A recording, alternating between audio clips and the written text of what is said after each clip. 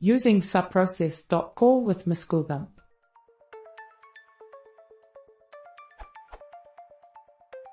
I have been scripting with Windows for many years and have only started to look at Python as an alternative in the last few weeks.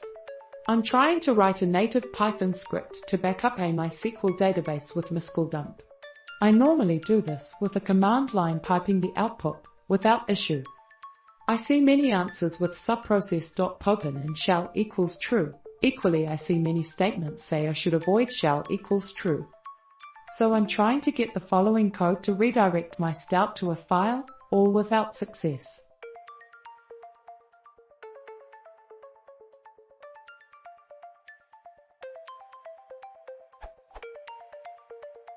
If I comment out the sys.stout line, I see the mysqldump outputting to my screen, so I know I have the syntax correct for this path.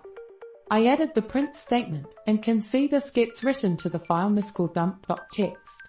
But when run in full, there is no dump to the screen or the file. Any ideas? I'm trying to avoid using shell solution.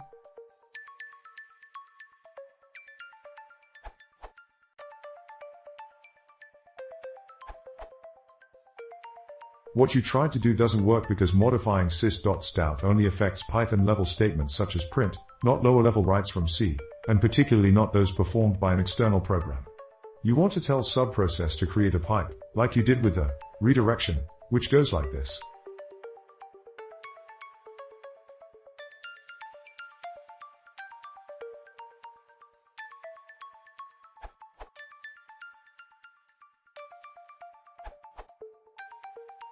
Could you use the result file equals file argument for mysqldump? Might have to change check_output to subprocess.call for this to complete. Or edit my file, text will close after subprocess is done.